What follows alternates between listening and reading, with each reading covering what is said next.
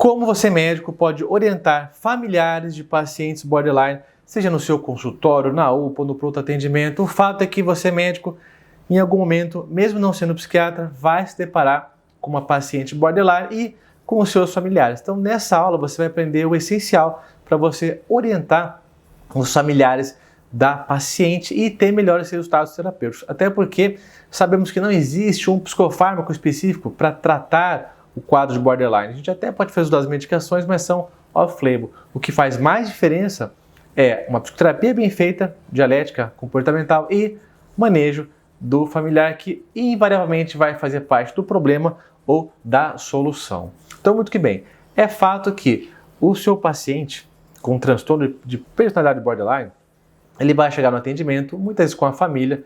Se ele vier sozinho, é importante que, eventualmente, você convoque esse familiar e o familiar vai te perguntar o seguinte: doutor, doutora, como familiar, como cônjuge, como esposo, como mãe, como pai, o que eu posso fazer para ajudar o meu familiar? Eu tenho que ser mais rígido, eu tenho que ser mais manso?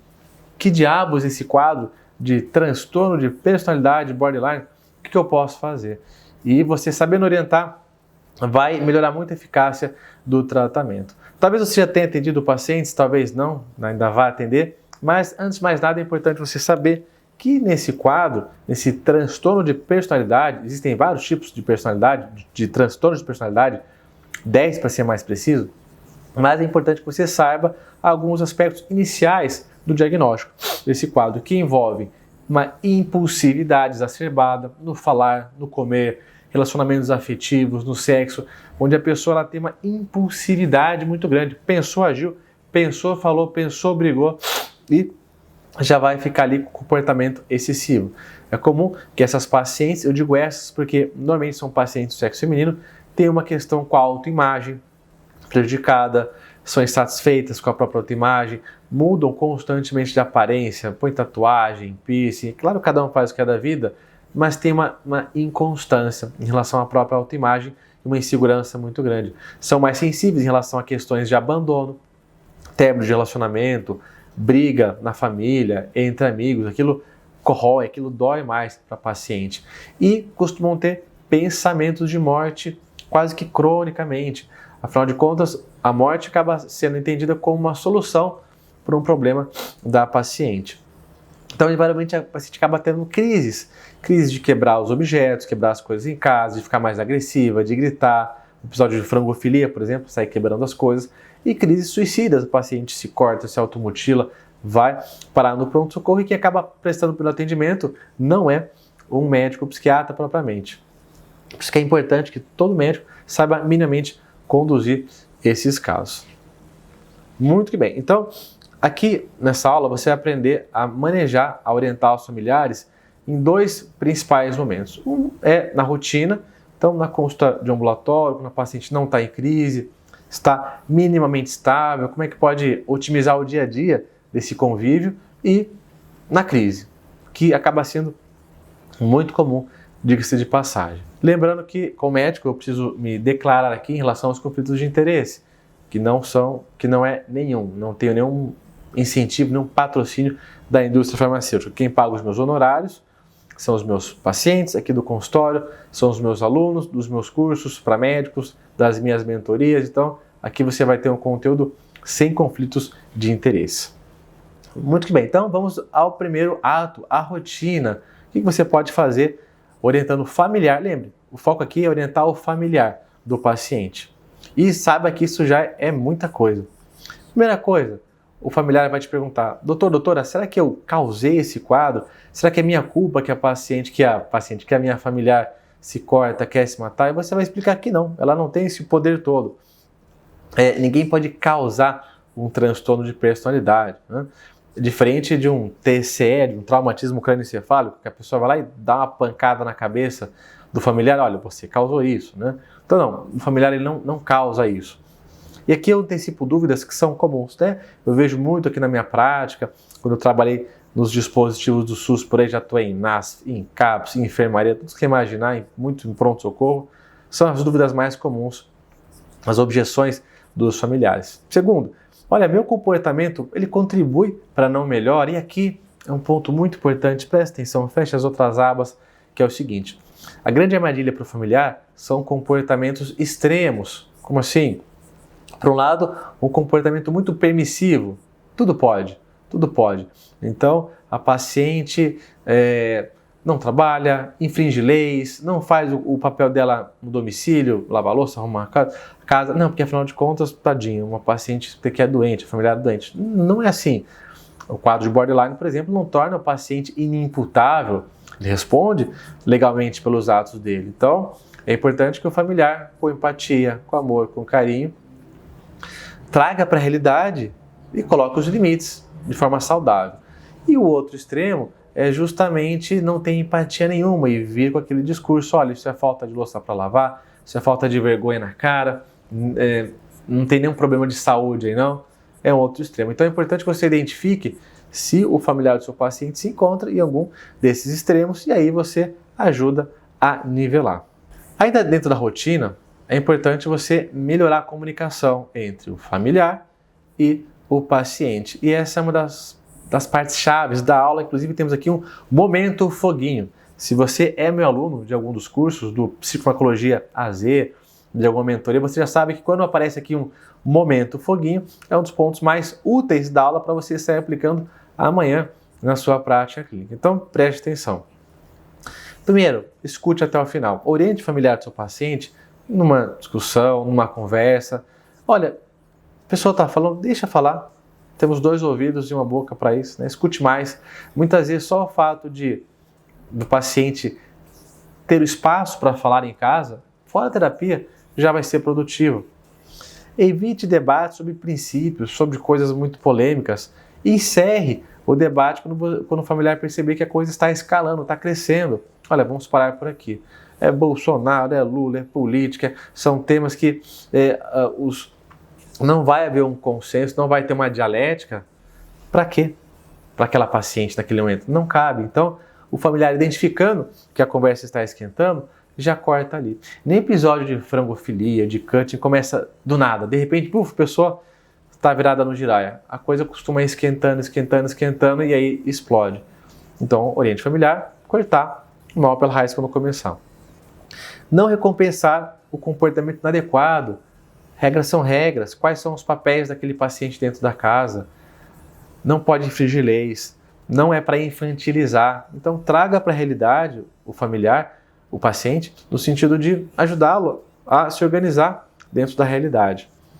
O amor pode não ser recíproco. Você precisa puxar a Dona Maria, a mãe da paciente borderline, e falar: olha, Dona Maria, pode ser que o sentimento, a preocupação, o afeto não seja mútuo, né? A senhora a ame mais do que ela a senhora. Então tudo bem, faz parte. Pode ser um banho de água fria, mas é importante para o paciente, para familiar, melhor dizendo, entender os devidos papéis.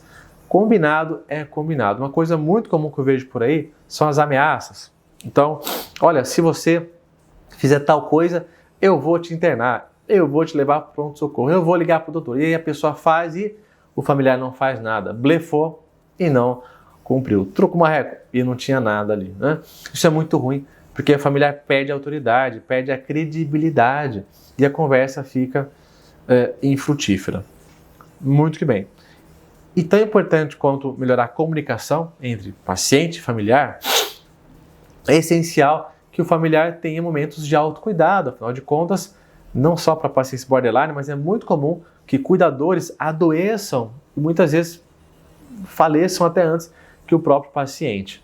Então aqui temos a importância da psicoterapia pessoal. Um momento para o familiar ter para ele se escutar, ter um profissional na frente dele que não vai julgá-lo, que vai ajudar a pensar a situação, a ter contato com alguns sentimentos negativos com o familiar. E pacientes borderline comumente despertam muitas coisas boas, mas muitas coisas ruins, né, nos familiares, inclusive nos profissionais médicos, psicoterapeutas, raiva, impaciência, né? Então é importante trabalhar essas questões. Atividade física para todo mundo, principalmente para familiares de pacientes borderline, e existe uma instituição chamada Amor Exigente que acolhe e recepciona virtualmente ou presencialmente pacientes, familiares de pacientes com problemas psiquiátricos graves, o transtorno por substâncias psicoativas e pacientes borderline. Então você pode orientar o seu paciente a buscar o Amor Exigente. essa instituição sem fins lucrativos presencialmente ou entrar lá no site deles, que eu vou deixar aqui na descrição desse vídeo. Aqui no meu consultório, para os alunos dos cursos, eu deixo esse material aqui para entregar para o familiar, porque na consulta muitas vezes você até pode falar, pode explicar, dar exemplos, mas o paciente está nervoso, o familiar está ansioso, está com fome, não vai lembrar tudo que você falou, então eu separo aqui um material bonitinho para você enviar em PDF, ou você imprime, entrega em mãos e pede para o familiar ler para dar uma luz, para dar um norte para ele do que fazer, como lidar com o familiar borderline lá no domicílio. Então, o link desse material em PDF eu vou deixar aqui também na descrição do vídeo, você pode usar e abusar. E o seu paciente vai te valorizar muito por isso. E agora temos o momento mais importante do manejo de familiares, da orientação, que é a crise. E a crise, ela vai acontecer. Invariavelmente ela vai acontecer e temos aqui um outro momento foguinho, então preste atenção. Lembrando que se você está vendo valor nesse vídeo, já clica aqui, já curte, já se inscreva no canal para receber as notificações quando outros vídeos como esse, para médicos, para profissionais médicos, forem surgindo no canal. E já compartilha com um colega que também atende na área da saúde mental ou na área da saúde em geral. Então, na crise, o que você pode fazer? O que você pode fazer pelo familiar do seu paciente? Diga pouco e não brigue. E o conceito do neurônio espelho. Então, você que é médico sabe que nós temos o neurônio espelho. Como é que funciona isso? Se eu aqui começar a bocejar, a tossir, você tende a me imitar. Se eu ficar mais sorridente, você vai sorrir aí do outro lado da câmera. Se eu ficar mais sério, mais bravo, se eu falar mais alto, você vai modular junto comigo, né? Isso é instintivo, você não controla isso. E numa discussão, numa conversa, melhor dizendo, entre um familiar e um paciente borderline, se o familiar começa a se exaltar também, é como jogar gasolina no fogo. E o paciente borderline tende a ficar ainda mais exaltado. Eu sei que isso não é simples de fazer. Muitas vezes o familiar já é mais exaltado, muitas vezes também tem algum quadro psiquiátrico, mas essa orientação é muito importante. Lembrar o familiar que na crise, escutar é diferente de concordar. Então, lembrando aquela sugestão, aquela dica, ainda fora da crise, escute. Muitas vezes é terapêutico por si só, para o paciente borderline, falar, e já vai ajudar bastante. E mesmo que o familiar não concorde com o que esteja sendo dito, aquilo já vai ser terapêutico. E tudo bem, ele escuta. Já vai ajudar a controlar a crise. Imponha limites. Nem tudo é tolerado. Olha, não cabe ameaça. Olha, eu vou te matar, eu vou quebrar essa casa toda. Não.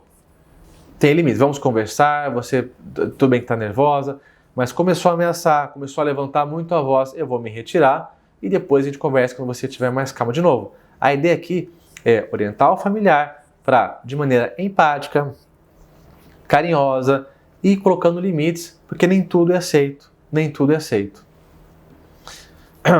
Ajude o familiar a entender o ganho secundário.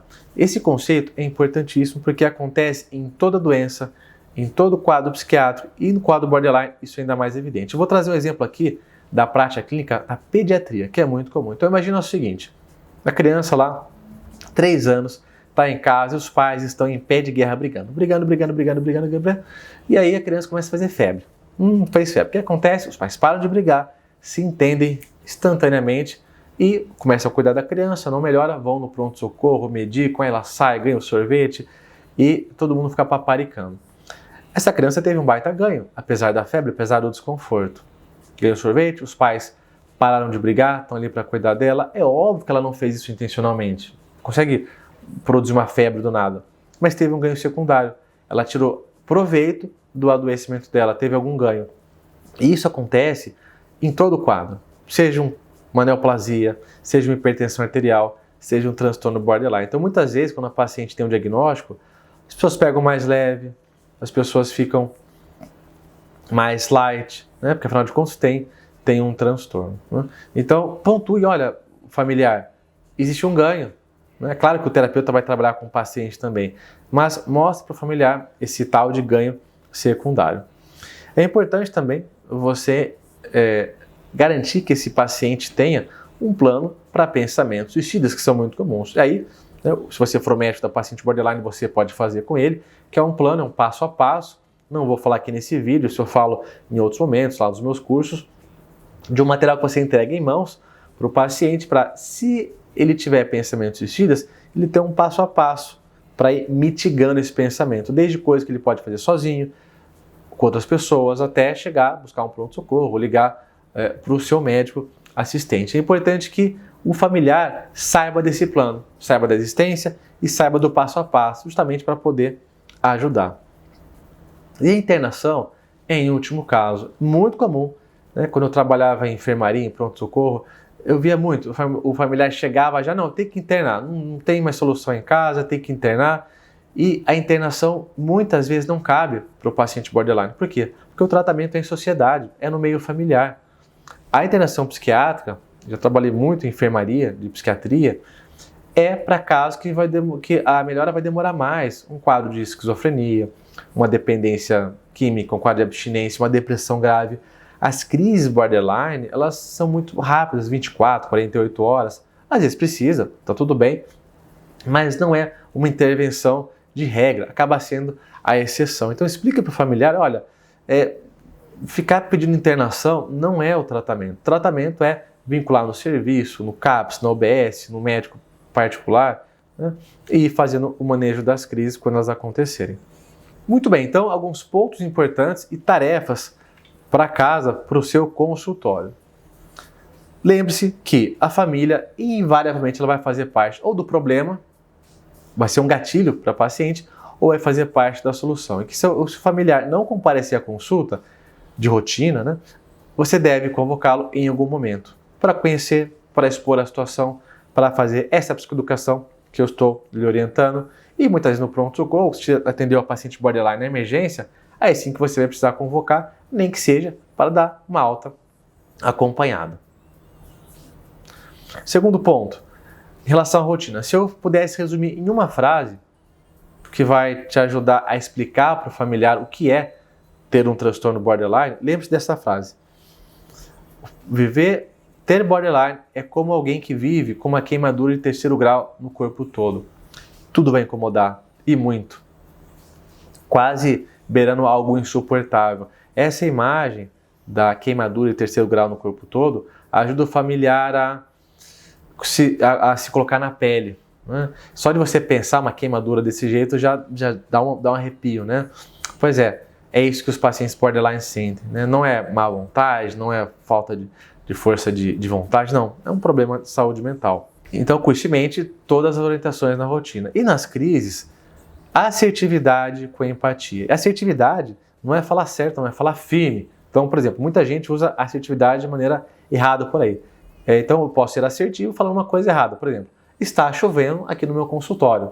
Não está chovendo, mas eu estou falando de maneira assertiva, de maneira firme, ainda que a informação não esteja certa. Então, é importante na crise familiar ser assertivo, ser firme, mas com empatia. Não, chega, ó, não vai levantar a voz, não vai me ameaçar, não vai, então eu vou me retirar, mas com empatia, estando junto. Fazendo isso, com certeza, o tratamento da sua paciente com quadro borderline vai ter melhores resultados.